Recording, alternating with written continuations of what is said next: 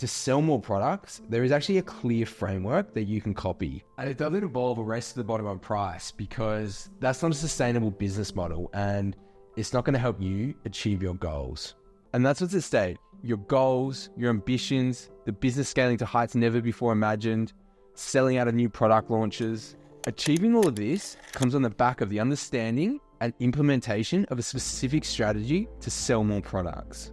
I'm Jai De Silva, and I've personally sold millions of dollars of stock in what is considered a saturated market.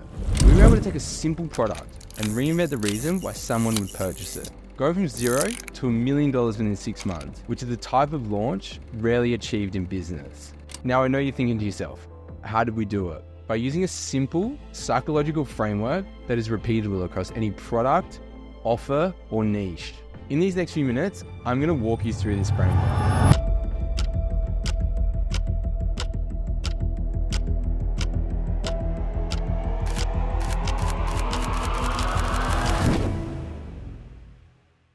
When we decided to launch a pet bed company, there were hundreds of competitors, and they all had great features with options at both ends of the price spectrum. Most people would have, and still do, come into this niche and compete on price and branding. But that's not how you sell more products than your competitors, and it's not sustainable. So what do? You build an emotional connection to what the outcome of purchasing your products will provide. I'm not talking about guilt-tripping someone or making them feel remorseful for not purchasing. It's about fostering a connection where they feel compelled to purchase because of the positive impact your product will have on them. So our success came from what is now the famous calming dog bed, and this angle changed everything.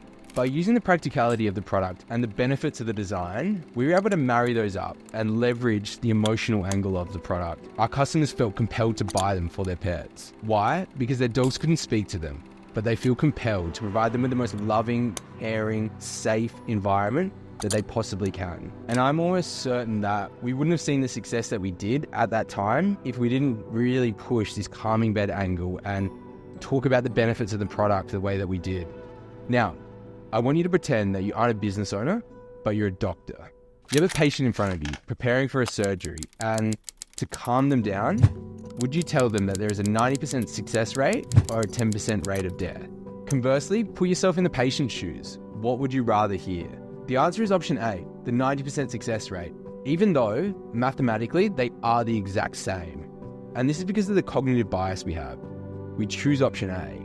Our decisions are affected by the way that different scenarios are presented to us. It's called the framing effect, and it essentially means that you can either use negative or positive framing of a product or offer to get your customers to purchase.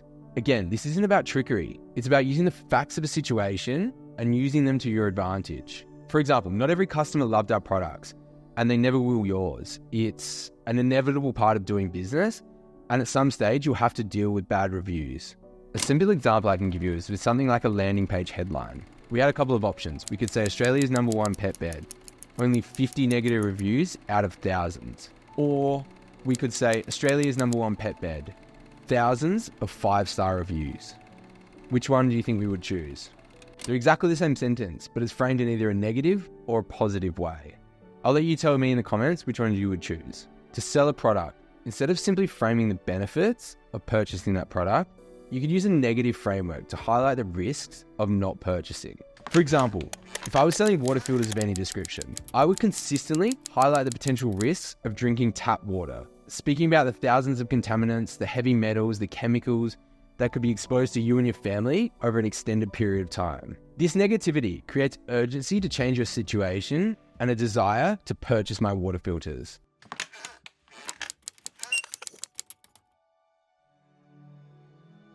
This concept is much older than any of us, and there is evidence of it being used from the 1800s. It's taken many life forms and can be used across any industry or product to sell medicines, house renovations, dog beds, weight loss transformations, beauty products, and everything else that you can think of.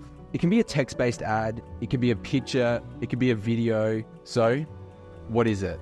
It's the before and after method. And I know it sounds simple, but you must understand the psychological levers to pull for your before and after proposition to really work. It's not as straightforward as putting two photos together side by side and having an us versus them mentality. Firstly, you need to create a reality where you understand why someone purchases from you. There isn't a single one reason, and you have to create these specific buyer personas that capture the majority of your customer base. Understanding everything across gender, age, social status, income, location, and pain points will help you create the best possible before and after marketing strategies.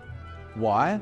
Because when we know what to target on the after side, with the outcomes they hope to see of purchasing, we know what to leverage on the before side.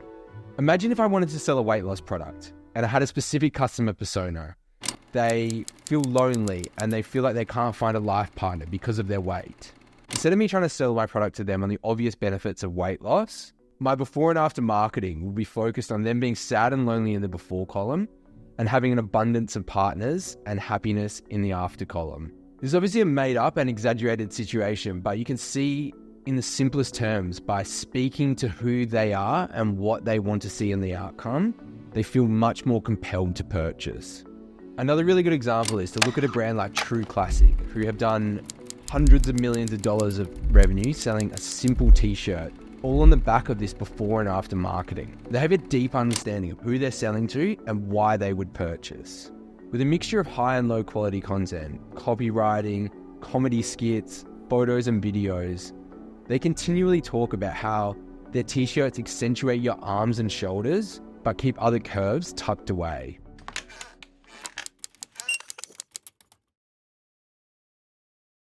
So these 3 lessons that I mentioned today can be used separately at any given stage or in conjunction with each other. And that's why I put them in the order that I did. Think about it. First, we want to build an emotional connection to our product or offer. Secondly, we want to use framing in either a negative or positive manner to elevate what we are trying to sell. And thirdly, the use of before and after marketing can really drive home our messaging. These 3 topics can be aligned with the key stages in the prospect's journey: discovery, education, and purchasing. I hope I've been able to provide you with some new knowledge and understanding of the psychology behind selling and how you can use it to scale your business. I'm really excited to see you put it into practice.